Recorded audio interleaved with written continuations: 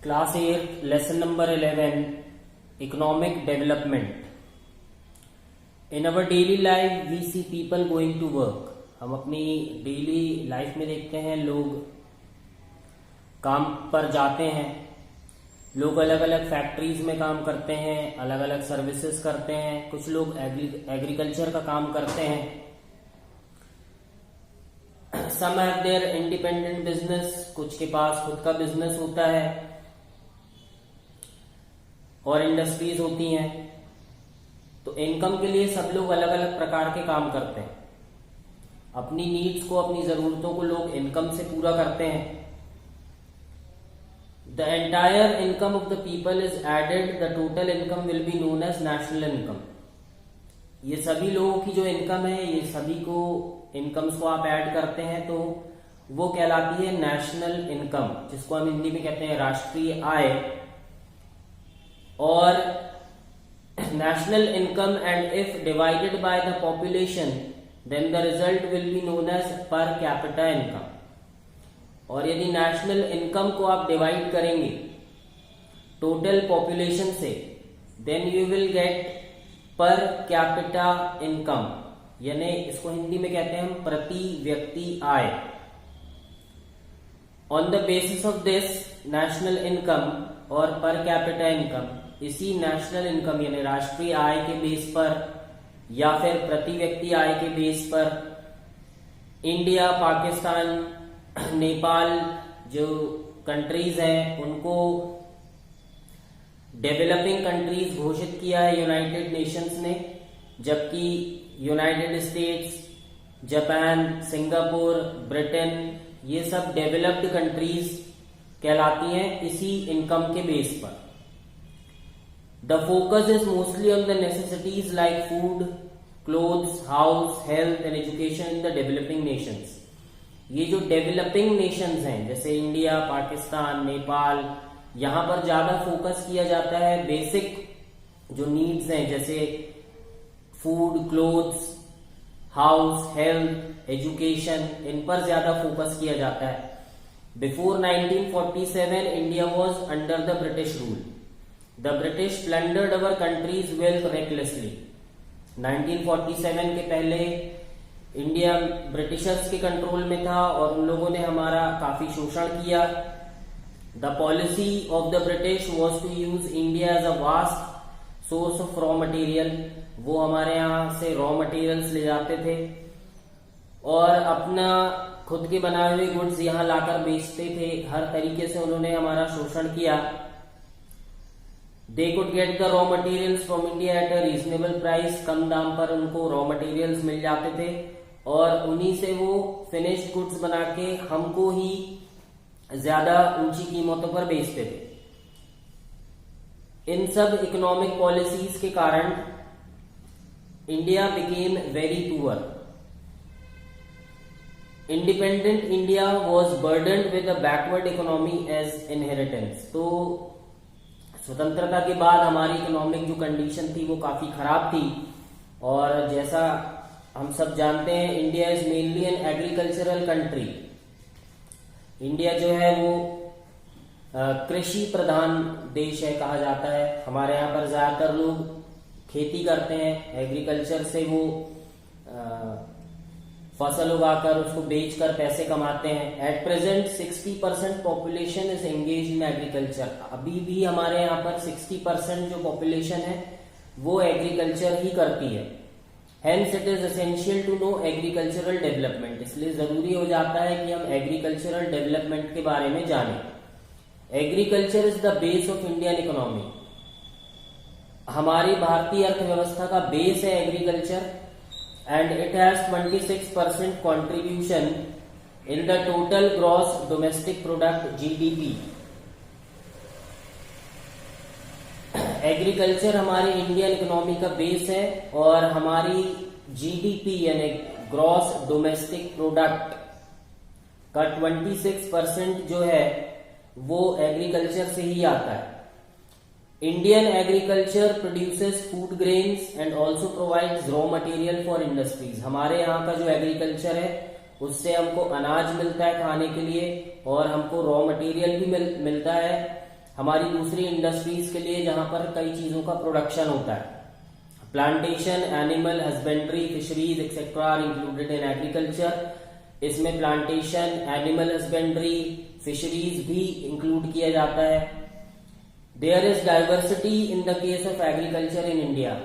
Agriculture में बहुत diversity है भारत में, क्योंकि हमारे यहाँ की मिट्टी हर जगह की अलग है। सनशाइन, रेन, पानी अलग अलग जगह पर कम ज्यादा मात्रा में गिरता है। सोइंग टाइम, रीपिंग टाइम, फसल लगाने का समय, उनको काटने का समय, harvest are different in various areas. ये अलग अलग क्षेत्रों में अलग अलग होते हैं। इंपॉर्टेंस ऑफ एग्रीकल्चर, हमारे यहाँ की बहुत ज्यादा पॉपुलेशन एग्रीकल्चर से जुड़ी हुई है और उनको एम्प्लॉयमेंट भी उसी से मिलता है और इनकम भी उनकी उन्हीं से होती है। हमको हमारी इंडस्ट्रीज के लिए रॉ मटेरियल एग्रीकल्चर से मिलता है। फार्मर्स को इनकम होती है जिससे उनकी लाइफ स्टाइल चेंज होती है, उनका लिविंग स्टैंडर्ड इंक्रीज होता है। The productivity of agriculture is not even in every part of India, लेकिन फिर भी हमारे यहाँ भारत के हर क्षेत्र में एक जैसा प्रोडक्शन और एक जैसी फसलें नहीं होती। Even today our agriculture solely depends on monsoon. अभी भी हमारा जो एग्रीकल्चर है वो पूर्ण रूप से मानसून पर ही निर्भर करता है। और जो नेचुरल डिफरेंसेस हैं, जैसे मिट्टी हर जगह की अलग होती है, क्लाइमेट अलग होता है, इरिगेशन यानी सिंचाई की व्यवस्था, कई जगह पर पानी ज्यादा है, कई जगह पर पानी कम होता है। तो इसके हिसाब से जो फार्मर्स हैं वो अलग अलग प्रकार की फसलें चुनते हैं। कुछ जो एग्रीकल्चर के टाइप्स हैं वो आपको यहाँ दिए हुए हैं। सबसे पहला है sustainable agriculture. Most of the farmers in India still use traditional tools for farming.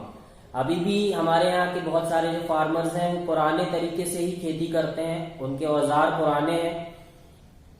They cannot make use of refined seeds, fertilizers and pesticides due to financial restraints and it affects production. क्योंकि fertilisers और ऊंचे जो किस्म के जो बीज हैं वो काफी महंगे होते हैं, तो वो अफोर्ड नहीं कर पाते और जिससे उनके प्रोडक्शन में बहुत विपरीत प्रभाव देखने को मिलता है, उनका प्रोडक्शन कम होता है। Their food production is consumed by their family members. तो अधिकांश जो इनके द्वारा जो प्रोडक्शन किया जाता है एग्रीकल्चर में, उसको इनके फैमिली मेंबर्स ही कंज्यूम करते हैं। ये सस्टेनेबल एग्रीकल्चर है। दूसरा, shifting agriculture. In the most backward areas where forest are in abundance. ऐसे बैकवर्ड एरियाज जहां बहुत जंगल है, people make land worth cultivation by cutting trees and burning its stems and roots. वहां पर लोग खेती करने के लिए पेड़ों को काटते हैं और उसके रूट्स को यानी जड़ों को और उसके तनों को जला देते हैं। Some coarse grains like dry maize, millet etcetera are sown in this land. इसमें कुछ कम वैल्यू वाले जो ग्रेन्स हैं जैसे मेज, मिलेट, ज्वार, मक्का आदि उगाए जाते हैं। However, this type of farming has been discouraged. लेकिन ऐसी फार्मिंग को डिस्करेज किया जाता है क्योंकि इससे जंगल काटे जाते हैं और एनवायरनमेंट पे बुरा प्रभाव पड़ता है, इसलिए ये ठीक नहीं है। तीसरा है आपका plantation agriculture. Plantation agriculture means planting trees और bushes which give yield over a period of few years. मतलब ऐसे ट्रीज या ऐसी चीजें लगाना जिनकी जो फसल है वो कुछ सालों के बाद हमको मिलती है। They require efficient and scientific methods of cultivation. इनके लिए हमको एफिशिएंट और साइंटिफिक तरीके से खेती करना होता है इनकी। But cheap local labour and worldwide marketing facilities.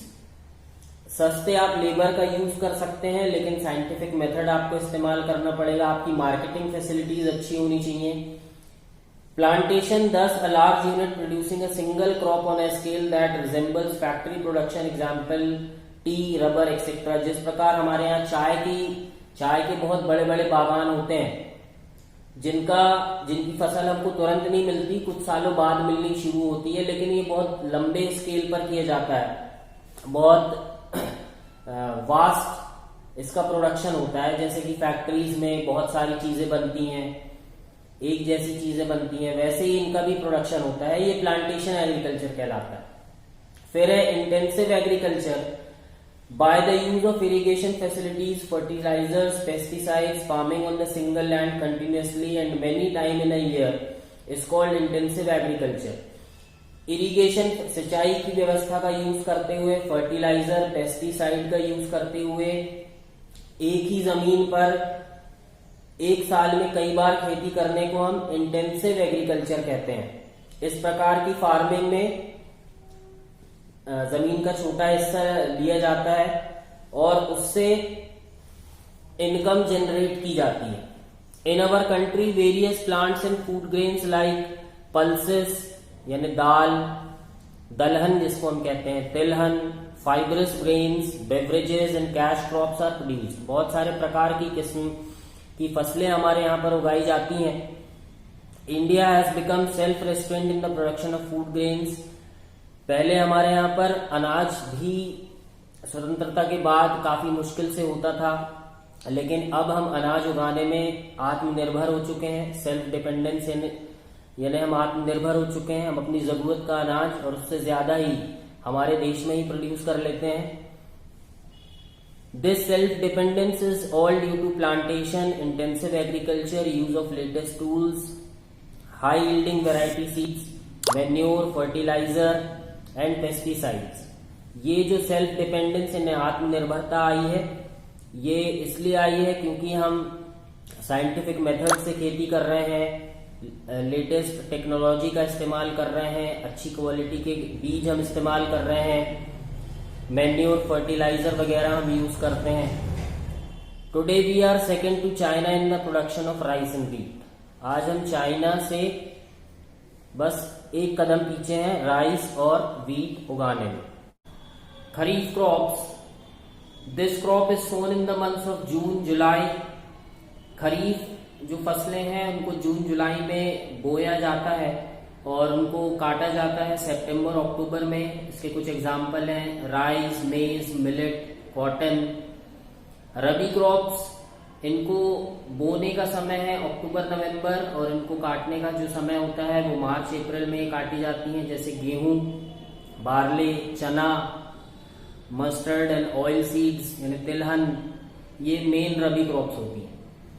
Cash crops, the crops used as raw material in industries are called cash crops. ऐसी क्रॉप्स जो इंडस्ट्रीज में रॉ मटेरियल के जैसे इस्तेमाल की जाती हैं उनको हम कैश क्रॉप्स कहते हैं। जैसे सोयाबीन, इनसे तेल बनता है, कॉटन, कपड़े बनते हैं, ग्राउंडनट, इससे तेल बनता है, टी, कॉफी, जूट, ये मेन कैश क्रॉप्स हैं।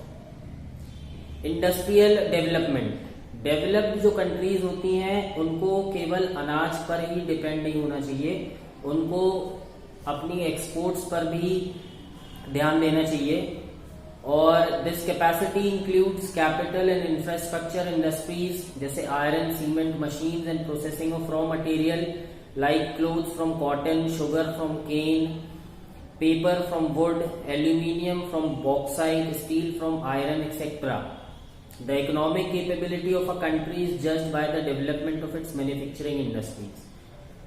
कोई भी कंट्री आर्थिक रूप से कितनी सक्षम है ये जज किया जाता है उसकी मैन्युफैक्चरिंग इंडस्ट्रीज के बेस पर।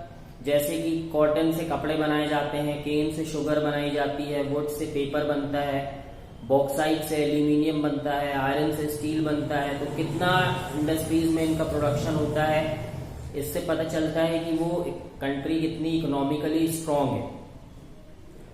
The industrial development brings prosperity for the people, लोगों को इससे रोजगार मिलता है। बहुत सारे लोग एग्रीकल्चर पर भी डिपेंड होते हैं और एग्रीकल्चर के प्रोडक्ट्स भी इन इंडस्ट्रीज में यूज किए जाते हैं। The industries are divided into small and large scale, private and public sector, joint and cooperative groups. the industries can be divided into two groups on the basis of the use of raw materials.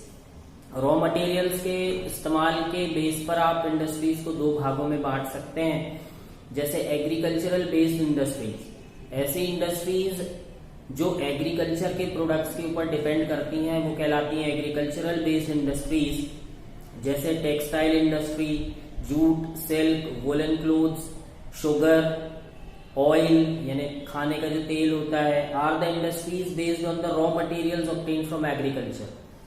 ये उन चीजों पर निर्भर करती हैं जो चीजें agriculture से हमको मिलती हैं। फॉर सेंचुरीज, कई शताब्दियों से India was known for our cotton and silk fabrics. भारत को जाना जाता है उसके कॉटन और सिल्क फैब्रिक्स के लिए। India export cotton clothes in readymade form. Bharat export करता है यानी दूसरे देशों को बेचता है कॉटन के कपड़े रेडीमेड बने हुए, ये भेजे जाते हैं यूएस यूनाइटेड स्टेट्स में, Britain, Russia, France, eastern countries of Europe, Nepal, Singapore, Sri Lanka और अफ्रीकन कंट्रीज में भी हमारे यहाँ के जो कॉटन क्लोथ्स हैं वो एक्सपोर्ट किए जाते हैं। The cotton mills are located mostly in Maharashtra, Gujarat, West Bengal, Uttar Pradesh, Madhya Pradesh and Tamil Nadu. यहाँ पर जो कॉटन की जो मिल्स हैं, फैक्ट्रीज हैं, वो लोकेटेड हैं महाराष्ट्र, गुजरात, वेस्ट बंगाल, उत्तर प्रदेश, मध्य प्रदेश, तमिलनाडु में। Jute and jute goods are the second major industry in India. Woollen clothes बनाए जाते हैं पंजाब, महाराष्ट्र, उत्तर प्रदेश, गुजरात, हरियाणा और राजस्थान में। The woollen clothes from India are exported to many countries. हमारे यहाँ के जो वुलन कपड़े हैं वो भी कई देशों को एक्सपोर्ट किए जाते हैं। In the sugar production India stand second in the world. शक्कर के उत्पादन में भारत पूरी दुनिया में दूसरे नंबर पर आता है। Uttar Pradesh and Maharashtra have maximum sugar mills in India. Uttar Pradesh और महाराष्ट्र में हमारे यहाँ पर सबसे ज्यादा शुगर की मिल्स हैं और इसके अलावा आंध्र प्रदेश में भी बहुत हैं, गुजरात में भी बहुत हैं। तो ये पहली इंडस्ट्रीज हो गई जो एग्रीकल्चरल प्रोडक्ट्स पर बेस्ड होती हैं। दूसरी है मिनरल बेस्ड इंडस्ट्रीज। ऐसी इंडस्ट्रीज जो जैसे कि आयरन, स्टील, सीमेंट, केमिकल्स, ये सब मिनरल बेस्ड इंडस्ट्रीज कहलाती हैं। The first iron steel plant was set up at Porto Novo in Tamil Nadu in 1830। हमारे यहाँ का जो पहला आयरन और स्टील प्लांट था वो पोर्टोनोवा तमिलनाडु में 1830 में सेटअप किया गया था। Modern iron and steel plant was set up in Jamshedpur, Jharkhand में जो है 1907 में modern iron and steel plant set up किया गया। Iron steel is heavy industry. ये एक हैवी इंडस्ट्री है because the raw material used is heavy and bulky, क्योंकि इसका रॉ मटेरियल काफी हैवी और बल्की होता है। These include iron ore, coking coal, limestone and manganese ore. Besides, India has chemical industries under which fertilizers, artificial fibers, rubber, plastic goods, paint, medicines, इनकी भी हमारे यहाँ पर काफी बड़ी इंडस्ट्रीज हैं। Transport equipment like rail engines, coaches, motor vehicles, bus, truck, car, motorcycle, aeroplane and ship building industries and heavy industries and electronic industries have been also set up. ये सारी इंडस्ट्रीज भी मिनरल बेस्ड इंडस्ट्रीज की category में आती हैं। All these efforts are the symbol of our industrial development. इन सभी industries से हमारी इंडस्ट्रियल डेवलपमेंट के बारे में पता चलता है। Service sector, information technology, bank, insurance, financial institutions etcetera form the service sector. Industries के अलावा सर्विसेज को भी अब एक इंडस्ट्री माना जाने लगा है, जैसे बैंक, इंश्योरेंस, फाइनेंशियल इंस्टीट्यूशंस, ये सब सर्विसेज प्रोवाइड करते हैं। India is one of the leading countries of the world in software technology development. Software technology development के मामले में India is one of the leading countries in the world. Bharat दुनिया के अग्रणी देशों में से एक है।